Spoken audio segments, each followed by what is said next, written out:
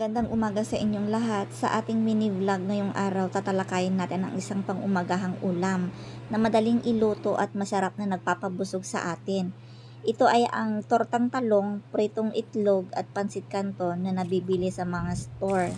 Kahit ganito ang ating ulam, siguradong napupuno pa rin ang lasa at sustansya ng ating umaga. Tara, samahan ninyo ako sa pagluluto at paghahanda ng ating pang-umagahang ulam.